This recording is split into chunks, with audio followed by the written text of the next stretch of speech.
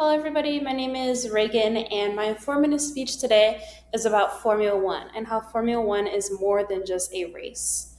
Now, imagine that your body is suddenly weighed 5 to 6 times as much as normal. Now, Formula One drivers will experience up to 5 or 6 Gs every time they turn a corner, which is nearly as much G forces as fighter pilots will experience when flying their planes. Formula One itself is the highest level of motorsport, so it claims. Also, it is an open wheel race and it hosts some of, if not the fastest cars in the world. Now, my personal experience with Formula One is that I've been a fan for 3 years. I've been watching nearly every single race, as many as I can at least, and I have kept up with the technology as it's evolved, and it's even evolved a lot in the 3 years that I've been watching. However, today I will be covering the history, the technology, strategy, and last, the safety of Formula One and how they all work together to create this sport. So, starting with the history, the first ever race was in 1950 in Silverstone, England. The track is called Silverstone still. It is a very iconic track even to this day because of its rich history. But it began as a European only focused championship, but it grew very rapidly after that.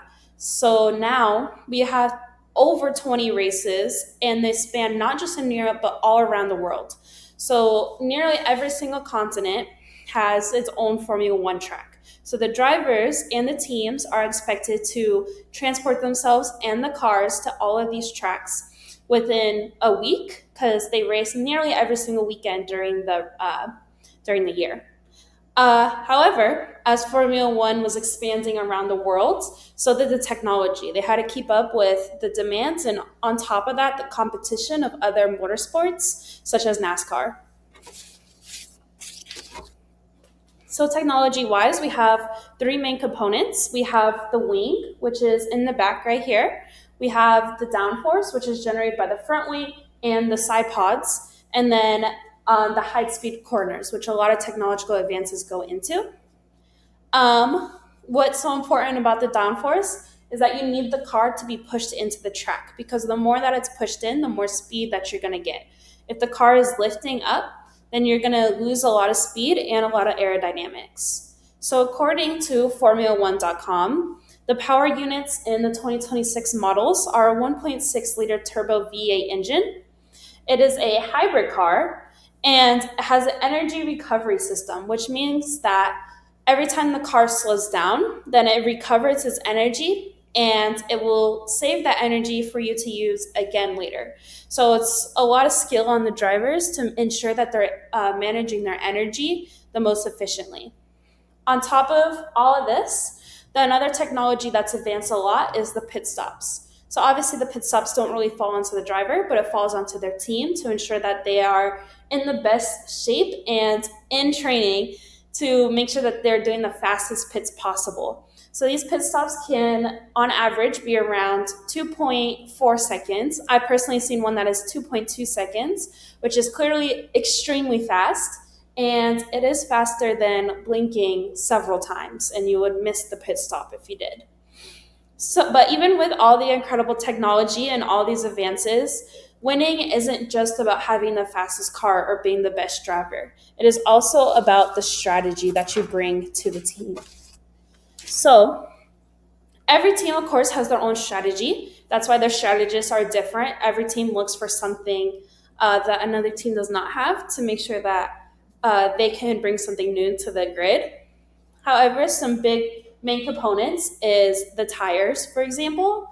So here I have the soft, medium, and hard tires. So that is your three choices. You only get three of what tires to put onto the car. Now, the soft tires are tires with very little tread, so they will go the fastest. However, the downside to these tires is that they do not last long at all. So if you race very hard on these tires, you might have to pit in 20 laps versus if you were to put the hard tires on, which go significantly slower than the soft tires. But the difference is they have a lot more tread on the wheels. So you could potentially go up to an entire race or 50 or 40 laps with hard tires before you need to pit and switch them out. Now, medium tires, of course, are just something in between the two. They have a decent amount of tread, but they don't go as fast as soft tires, and they last around the middle. On top of the strategy, we have the engineers, which watch the live data that comes back from the cars every single lap, and they could tell the drivers where they're losing time, and they can also tell the drivers where are their competitors getting faster time, where are they beating them, in what corners and what straights. And we also have the weather. So the weather plays a huge part in Formula One because if it's raining, of course, you have to race completely different. And if it's raining, you do not want to put soft tires on the car because that could be very dangerous for your drivers if they have very low tread on very slippery roads. And then last technology is the DRS, which will reduce your drag. It will help overtake, but you can only use it in certain zones, which the FIA came up with to keep the race competitive. But even with perfect strategy, none of this matters if the drivers aren't safe. So safety, the halo, which you can see right here is my example of no halo. There's no black bar in the middle, and with the halo there is. So the halo was introduced in 2018. It is made of titanium, and it is a bar that surrounds the top of the car. BBC Sports explains that the halo has already saved multiple lives, which it has. Every time a driver will crash, the halo will have some type of part in making sure that that driver is okay. Now, other safety isn't just the halo. It could include the medical car, it includes the crash barriers, and the fireproof suits that the racers will drive in. And of course, there is always going to be continuous improvement in this field. So all of these improvements have helped Formula One become the safest form of motorsport. And in conclusion, we went over the history, the technology, the strategy, and the safety of Formula One. And overall, Formula One is not just racing, it is a lot more. It's all about engineering, teamwork, innovation, and safety. And of course, is about winning. All right, thank you guys.